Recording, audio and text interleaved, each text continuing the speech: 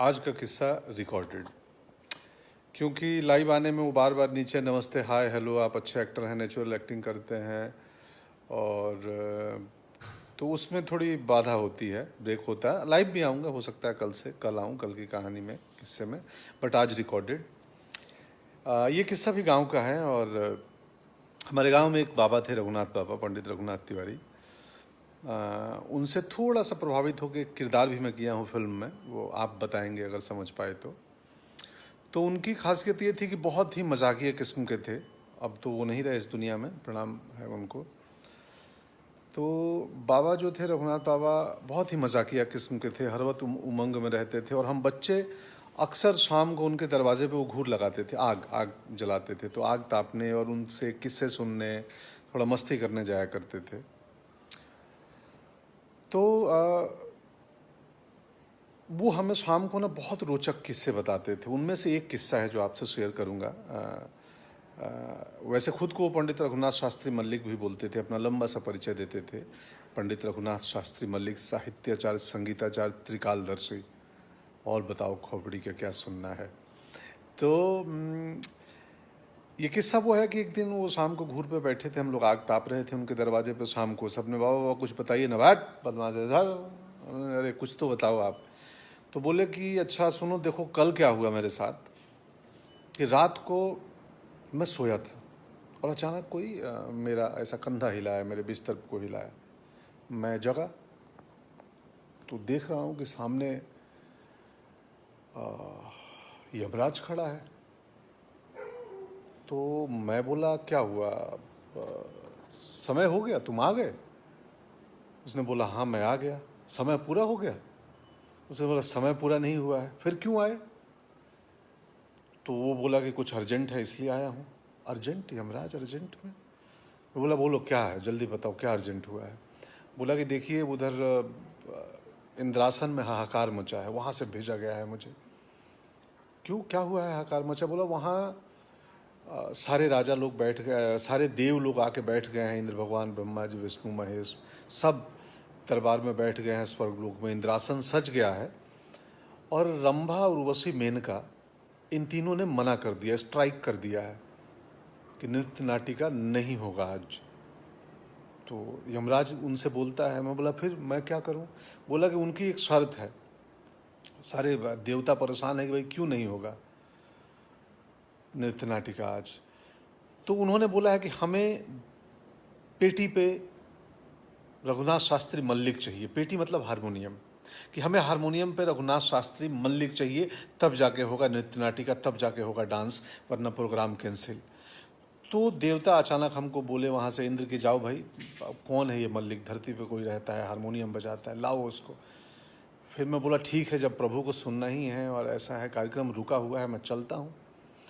मैं निकला गया और फिर कार्यक्रम शुरू हुआ। कार्यक्रम ख़त्म करके 2.5-3 घंटे बाद वापस यमराज आके मुझे बिस्तर पे छोड़ गया। नींद खुली तो देखी मैं सो रहा हूँ। तो ये था बाबा का किस्सा कि उर्वशी रंभा बोलती थी कि जब तक मल्लिक आएगा नहीं, पेटी पे हारमोनियम पे बैठेगा नहीं, नो परफॉर्मेंस। बहुत मजाकिया थे बाबा।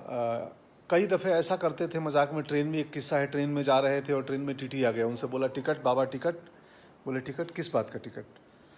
तो ट्रेन में बैठने का टिकट। तो बोला ट्रेन में, हाँ मुझे जाना है, जा रहा हूँ गोरखपुर। बोला नहीं नहीं, आपने टिकट क्यों नहीं लिया? बोला किस बात का टिकट? अंग्रेज चले गए, देश आज़ाद हो गया, ट्रेन हमारा है, अब किस बात का टिकट, हम आज़ाद हो गए हैं। टीटी बोला आज़ाद हो गए हैं पर ट्रेन में टिकट तो लेना पड़ेगा, टिकट लगता है। बोले नहीं, हम आज़ाद देश में हैं, क्यों टिकट? फिर बकझक होने लगी, टीटी धमकी देने लगा, पुलिस को बुलाऊंगा। जब लड़ाई आगे बढ़ी तो हंसने लगे बाबा। बोले क्या? बोले ये देखिए इसकी आप बात कर रहे थे। हाँ हाँ। बोले तो ऐसे बोलते ना, प्रमाण पत्र है मेरे पास। तो इतने मजाकिया थे। आज आई थिंक लगभग 20 साल हो गए। बाबा सदा के लिए चले गए, शायद आज भी वहाँ महफिल में पेटी बजाते होंगे। बट उनसे बहुत कुछ सीखा है बचपन में, बहुत सारी कहानियाँ। अब मेरे एक्टर बनने में मैंने इस कहानी में वो क्लू दे दिया है कि उनके एक छोटी सी चीज़ का इस्तेमाल किसी किरदार में किया था, वो आप बताएंगे। और एक अभिनेता के लिए दो इम्पॉर्टेंट चीज़ें होती हैं। एक होता है इमेजिनेशन, कल्पना शक्ति आप में होनी चाहिए, और दूसरी चीज़ होती है ऑब्जर्वेशन। आप में एक ऑब्जर्व करने की ताकत होनी चाहिए, और ऑब्जर्वेशन बहुत इंटरनल हो, अंदर का हो, बाहरी सिर्फ ना हो। किसी भी कैरेक्टर का, किसी भी किरदार को आप देखते हैं, अगर आप सिर्फ बाहरी आउटर ऑब्जर्वेशन करेंगे, उसकी वॉइस क्वालिटी या बॉडी लैंग्वेज, वो भी बहुत अच्छी चीज़ है, लेकिन आउटर ऑब्जर्वेशन ज़्यादातर मिमिक्री में काम आती है। एक्टिंग के लिए इनर ऑब्जर्वेशन और इमेजिनेशन की बहुत ज़रूरत पड़ती है। ये दो शब्द जो मैंने बोला वो एक्टर्स के सबसे बड़े टूल्स हैं। शायद बहुत सारे एक्टर आज इस बात को सुनेंगे, इसलिए मैंने ये किया। तो इमेजिनेशन हमने रघुनाथ बाबा से सीखा था। ड्रामा स्कूल में ये शब्द जान गए, और बट सीखा तो गांव में भी था। शुक्रिया। अब लॉकडाउन की बात, ये तीसरा किस्सा है। आप लोग गंभीरता से लॉकडाउन को पालन करें, घर में रहें। आप घर के अंदर भी एक लड़ाई लड़ रहे हैं। और अचानक आज शैलेंद्र की कुछ लाइनें मैंने देखी। एक मेरे दोस्त हैं गिरेंद्र नाथ झा, जो पत्रकार थे, दिल्ली छोड़ के पूर्णिया में चले गए। चनका रेसिडेंसी में एक विलेज टूरिज्म के बारे में सोच रहे हैं, किसानी करते हैं और वहीं से लिखते हैं। तो उन्होंने लगाया था, तो मुझे अचानक याद है। शैलेंद्र जी बहुत ही अद्भुत लिरिक्स राइटर थे कि तू जिंदा है, तू जिंदगी की जीत पर यकीन कर, अगर कहीं है स्वर्ग तो उतार ला जमीन पर। ये गम के और 4 दिन, सितम के और 4 दिन, ये दिन भी जाएंगे गुजर, गुजर गए 1000 दिन। तू आ मेरा श्रृंगार कर, तू आ मुझे हसीन कर, अगर कहीं है स्वर्ग तो उतार ला ज़मीन पर। शुक्रिया। कल राहुल संकीर्तन जी की जयंती है, तो कल राहुल बाबा के कोई किस्से सुनाऊंगा। Thank you. शुभ रात्रि। घर के अंदर रहें, सुरक्षित रहें, खुश रहें। शुक्रिया।